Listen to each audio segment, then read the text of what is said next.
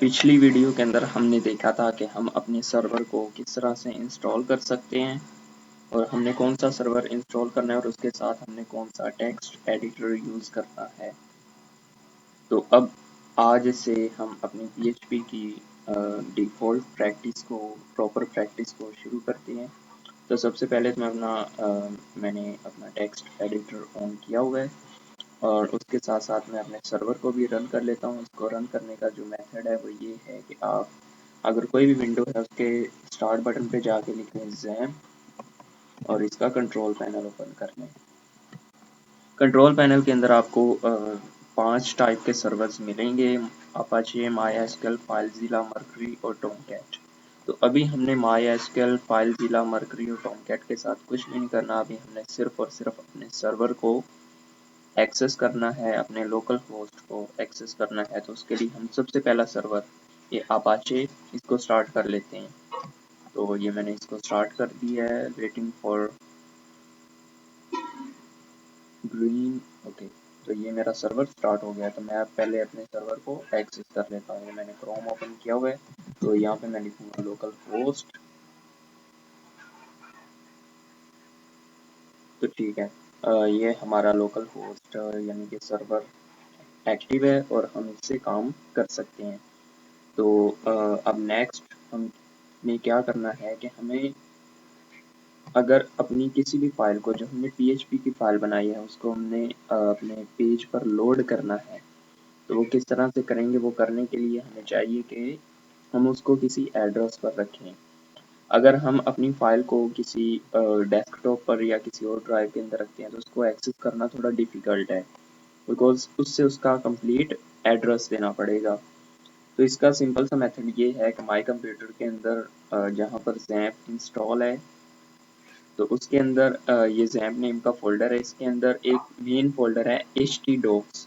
ये जहाँ पर फिलहाल मेरा जो कर्सर है, एरो है, ये पॉइंट कर रहा है htdocs नेम का फोल्डर। तो हमने अपनी तमाम की तमाम फाइल्स इसके अंदर रखनी है। तो सबसे पहले मैं इसके अंदर एक फाइल बना देता हूँ, न्यू, और यहाँ पर मैं अपनी एक टेक्स्ट फाइल बना देता हूँ PHP 1 के नेम से, बिकॉज हमारा जो प्रॉपर स्टार्टिंग है वो यहाँ से ही है। तो PHP 1 के नेम से मैंने एक फाइल बना दी और इसकी एक्सटेंशन चेंज कर देता हूँ मैं PHP में, PHP। तो ये एक्सटेंशन चेंज हो गई है और ये यस। ओके, तो अब मैं इसको अपने टेक्स्ट एडिटर के अंदर ओपन करने लगा हूँ। इसको मैं ड्रैग करके कर लेता हूँ और वैसे भी आप कर सकती हैं। तो ये ओपन हो चुकी है। तो अब हमारा जो मेन काम है वो ये है कि हमने अपना कोड किस तरह से लिखना है PHP का। तो PHP की चूँकि मैंने आपको हिस्ट्री वगैरह के अंदर जाने नहीं दिया, क्योंकि हमें उसकी ज़रूरत बिल्कुल भी नहीं है। तो सबसे पहले हम अपना PHP का कोड लिखने का मेथड देखते हैं। तो सबसे पहले हम लिखते हैं एंगल ब्रैकेट और उसके साथ क्वेश्चन मार्क और PHP। तमाम का तमाम कोड हमारे इस कोड के अंदर लिखा जाएगा। तो सबसे पहले हम देखते हैं कि वेरिएबल्स क्या हैं और PHP के अंदर वेरिएबल कैसे बनाते हैं। तो वेरिएबल क्या हैं, कैसे बनाए जाते हैं, उनके नेम रखने के रूल क्या हैं, वो सेम टू सेम वैसे ही हैं जैसे कि हमने C++ के अंदर पढ़े थे। अगर हम C++ को देखें तो उसके अंदर ये है कि हम डाटा टाइप को डिफाइन करते थे, लेकिन यहाँ पर ऐसा बिल्कुल भी नहीं है। सबसे पहले PHP का एक हमें जो बेनिफिट है वो ये है कि हम इसके अंदर बिना डाटा टाइप डिफाइन किए कोई भी वेरिएबल क्रिएट कर सकते हैं। जैसे कि जो वेरिएबल डिक्लेरेशन का मेथड है वो ये है कि $साइन और उसके बाद कोई भी नेम लिख दें। लाइक मैं अपना ही लिख देता हूँ, फिलहाल इज इक्वल टू, यहाँ पर आप कुछ भी वैल्यू रख दें।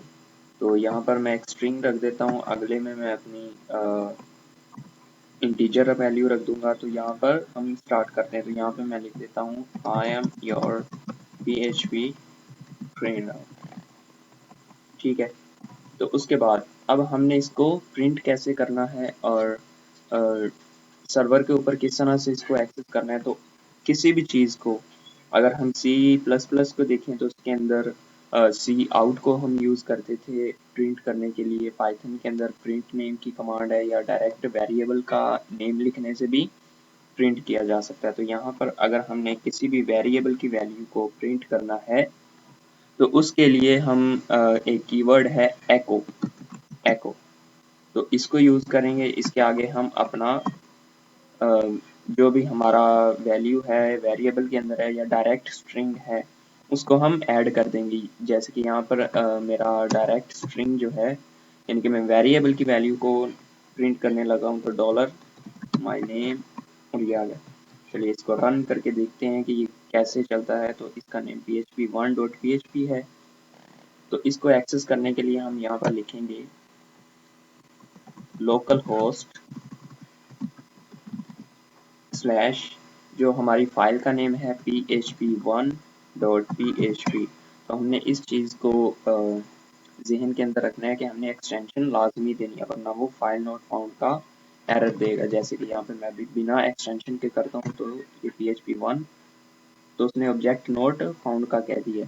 तो इसीलिए एक्सटेंशन को मस्ट ऐड करना है, चाहे वो फिर आप लोकल होस्ट से HTML फाइल को एक्सट्रैक्ट करें या PHP को करें, करना पड़ेगा ऐसा, एक्सटेंशन लाजमी देनी है। तो इसको रन करते हैं। तो ये हमारा जो सिंपल सा कोड है वो रन कर रहा है, I am your PHP trainer. तो हमारा कोड रन कर रहा है। इसके अलावा हम बाकी चीज़ों को देखते हैं कि हम यहाँ पर एक और वेरिएबल बना देते हैं कि GCT के नेम से, और इसके अंदर वैल्यू रख देते हैं 30। तो अगर हम मल्टीपल वेरिएबल्स को एक ही एको से प्रिंट करवाना चाहते हैं तो वो किस तरह से होगा। C++ के अंदर तो हम इस तरह से लिखते थे। C++ का जो सिंपल कोड है वो भी मैं यहाँ पे लिखता हूँ कि सी आउट करते थे और यहाँ पर लिखते थे वेरिएबल 1 और फिर थोड़ी सी स्पेस दे के वेरिएबल 2। तो इस तरह से हम C++ के अंदर डबल वैल्यूज को प्रिंट करते थे, लेकिन यहाँ पर मेथड थोड़ा सा डिफरेंट है, बाकी सारे का सारा सेम है। तो एको और उसके साथ जो पहला नेम है, लाइक मैं अब GCT कर देता हूँ, GCT, और उसके साथ अगर तो मल्टीपल वैल्यूज को हमने एक ही एको के अंदर प्रिंट करवाना है तो उनको सेपरेट करना पड़ेगा। अगर हम सेपरेट नहीं करेंगे तो वो एरर देगा। तो सेपरेट करने के लिए आप कोमा यूज़ कर लें या डॉट यूज़ कर लें, दोनों सेम काम करेंगे। तो मैं यहाँ पे डॉट यूज़ करता हूँ, डॉट, और यहाँ पर मैं थोड़ी स्पेस दे देता हूँ, फिर डॉट, और बाद में मैं अपने नेम वाला वेरिएबल यूज़ कर रहा हूँ बिलाल। ठीक है, तो अब हम इसको रन करते हैं। सेव किया और लोकल होस्ट पर मैं इसको रिफ्रेश करता हूँ। ये आ गया 30, I am your PHP trainer, 30 value GCT की, और I am your PHP trainer ये मेरे नेम के वेरिएबल के अंदर आ गई है। उसके बाद हम प्रिंट कमांड को भी यूज़ कर सकते हैं, प्रिंट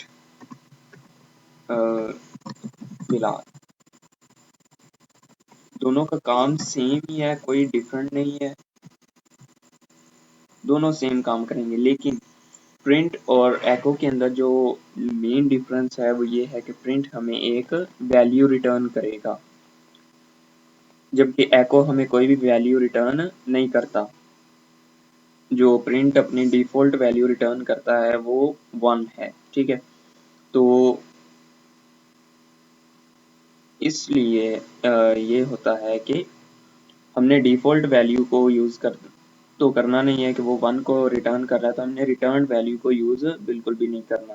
उसके बाद प्रिंट का जो मेन डिसएडवांटेज है PHP के अंदर वो ये है कि ये सिर्फ और सिर्फ एक ही पैरामीटर को लेगा, यानी कि या तो ये डॉलर बिलाल को ले सकता है या फिर ये डॉलर GCT को एट ए टाइम एक्सेप्ट करेगा। लेकिन एको के अंदर आप जितने मर्जी वेरिएबल्स को लिख सकते हैं जैसे मर्जी। जैसे कि मैं लिखता हूँ कि माई एज इज, यहाँ पर मैंने डिफरेंस डाला और डॉलर GCT, तो ये मैं कर देता हूँ, इसको रन करता हूँ और ये आगे आ गया माई एज इज 30। तो इसी तरह हम कोई भी चीज़ जो है उसको एको की मदद से या प्रिंट की मदद से प्रिंट कर सकते हैं, यानी कि डेस्कटॉप के ऊपर शो कर सकते हैं। तो ये एक छोटा सा डिफरेंस है एको के अंदर और प्रिंट के अंदर। तो आई होप सो कि आपको PHP के अंदर वेरिएबल्स क्रिएट करना और एको क्या है, प्रिंट क्या है, किस तरह से मल्टीपल वैल्यूज़ को एक ही लाइन के अंदर प्रिंट करना है, उसको किस तरह से यूज़ करना है, वो आ गया होगा। तो अगली वीडियो के अंदर हम देखेंगे कि PHP के अंदर इफ एल्स स्टेटमेंट क्या है, और उसके बाद हम फर्दर प्रोसीड करेंगे अरेज पर और फंक्शंस पर, और उसके बाद हम अपनी डेटाबेस को स्टार्ट करेंगे। तो अभी के लिए इतना ही, और आपके साथ मिलते हैं अगली वीडियो के साथ, जिसके अंदर हम करेंगे इफ एल्स का start. Free Program Camp. Subscribe now.